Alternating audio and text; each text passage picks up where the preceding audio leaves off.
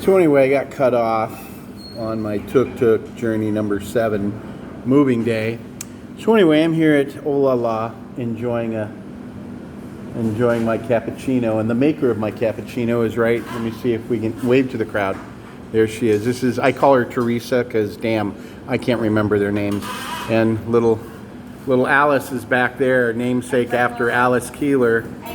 Oh no, oops, this is Alice. Hello. That's Alice. My name is Reiki. I'm beautiful, the best at Olala. Right? All the best at Olala. I'm 25 years old now. Uh-oh, are you looking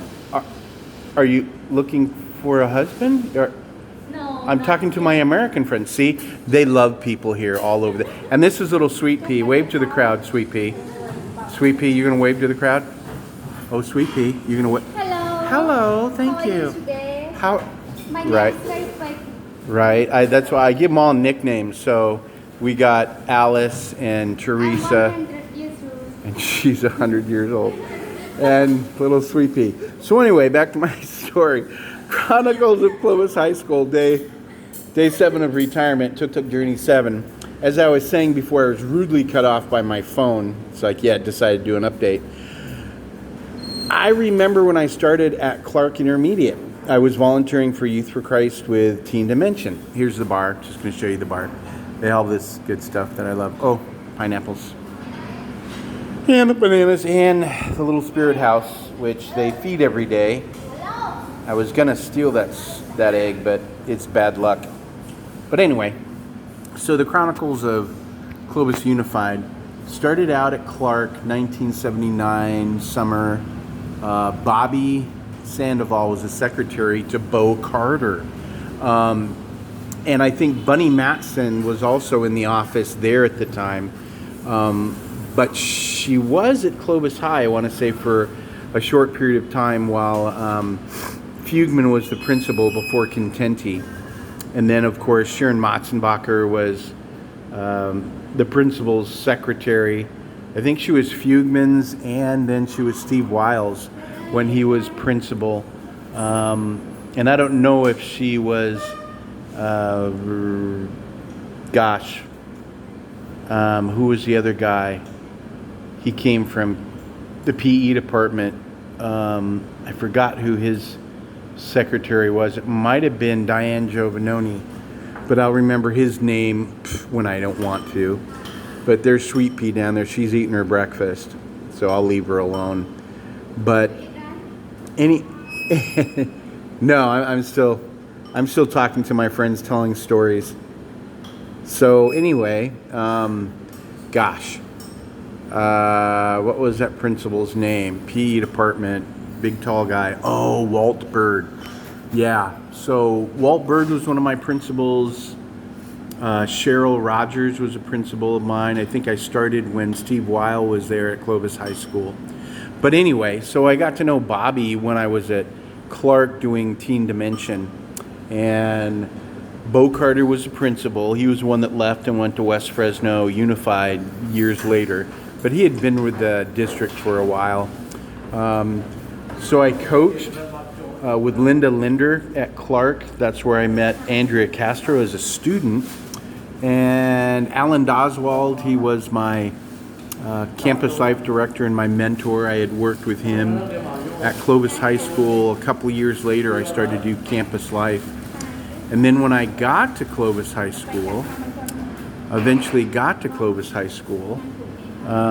teaching in 1992, Jeannie was the one that hired me as a teacher, and I was teaching part-time at the adult school and then part-time at Clovis High School. But all my classes were at Clovis High School, and I was in the cafeteria for part of the day, and then I was roaming on, remember when we had the campus behind the stadium? I shared Alice Manukian's classroom and Ken Farmer's classroom. So yeah, those were back in the day when we had that portable campus out behind the stadium. So anyway, when I got to Clovis High School, Beth Letterock and Jerry England shared me as the student teacher. I taught with Jerry in the afternoon and Beth in the morning. And I remember, the first thing I remember about Beth, she brought her guitar. And I thought, oh my gosh, if she was a nun, she'd be the singing nun. But she brought her guitar and she sang for the kids that morning. And I was young and dumb, and I wanted to parrot everything that my master teachers were doing to the letter of the law, just so I would make it through my student teaching and get a job there. But I didn't play guitar, so I wasn't able to do that. But it was fun being the just the teacher, just learning from Beth and Jerry. Jerry was always the opposite of Beth, quiet but well-founded in everything he did and knowledgeable. Beth was crazy, and she was just vivacious and really talked with the kids a lot and did a lot of crazy things, and it was fun being her student teacher, and it was fun being Jerry's student teacher. And then I think the year after, when I started there, they had the triad. They had they'd have the students share them like once every third of a year. Jerry would have them, and then they'd go to Beth, and then they'd go to George Peterson, and George would have them for a while, and then they'd go back, and they would rotate. And it was kind of a cool thing that they were doing at the time. And this, of course, was all before standardized testing and all that other stuff that kicked in. But I remember those first golden years at Clovis High School. Oh my gosh, Dixie up in the front office, and Bernice and Bobby as the principal secretary. Diane Giovanoni was up there with crazy John Ballinger. He was our activities director a little while after that. Or maybe it was when I got there, because he was my teacher. He was one of my history teachers, along with Mr. Gartman. Remember Mr. Gartman? God, he used to tell crazy stories about flying. I would have never gotten to a Cessna or anything else with Mr. Gartman. And then, of course, Alfaro. I had Alfaro. I had Gil Awalt. He was a phenomenal teacher. I remember the class that I had with him. It was the fun, like psychology for living or something. So that was such a wonderful class. I still remember SibKiss, see it big, keep it simple. A lot of great things were learned in those years. And Mr. Gould, who later became a counselor, and Mr. Ramirez, who was my counselor when I was at Clovis High School. And then Lolly up in the attendance office. I told a story about Lolly when I was in high school there. My girlfriend Heather, she wrote a note once, Heather Williams, and some of you that are my Facebook friends, like Gretchen Nielsen and Pilchard, will know. Pilchard worked at the restaurant with me too. But anyway, Heather Williams, she was one of the Aggies, and she was my girlfriend my first year, I think there, 9th grade year. Sweet girl, wonderful girl. She was one of the flag girls too. But anyway, I needed a note, and I didn't know what to do because I was gone for something. So I had to write a note, and I go into the attendance office, and it's like, oops, Lolly's there. But I give it to Lolly, and she knew it was not my mom's handwriting, because she lived next door to us on the corner of Sunnyside and 5th. And it's like, oops. So she told my mom, and I got in trouble for that, like for a long time. But anyway, it's like, going to school there and then later working there.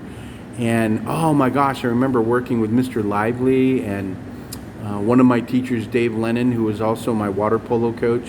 What a great guy, or great guys. I got to know Karen Lively later through Campus Life Connections, and she was actually the secretary at McLean High School. When I worked there, what was it? Oh, so I knew her before her husband, 1988, when I was working at McLean High School as a walk-on swim coach and water polo coach, and I was also doing Campus Life.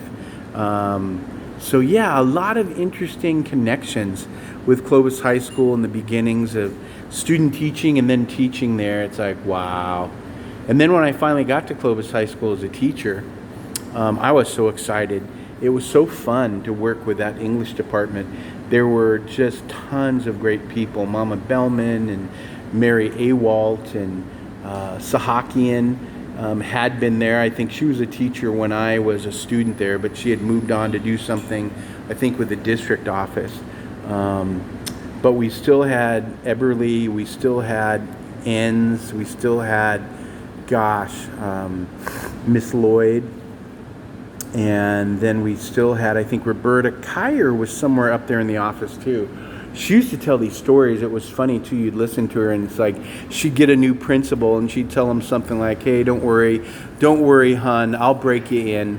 And those are the days when you could say stuff like that and you wouldn't get in trouble. Oh my God, Dan, I remember the faculty meeting when you you stood up. We were talking about discipline, and this was way back in the day. It was probably in the 90s. Mid-90s or so, we were talking about discipline, and we were all really hacked off. I think it was the middle of the year, and kids were just being pains in the tuchus. And you stood up and you said, "Hey, I have a solution. All you need to do is give us 138 and one bullet, and that's it. All we need to do is use that one bullet, and we won't have any more discipline problems for the rest of the year." And you know what? It probably would have been a good solution if we could have done that. But yeah, it's like, wow. The crazy days way back when. So yeah, faculty meetings, and Carlo Prandini, and Jeannie Hatfield, and wow, Janet Gross. But Jack Berger was in the library for a little while before that, and then Janet became the librarian.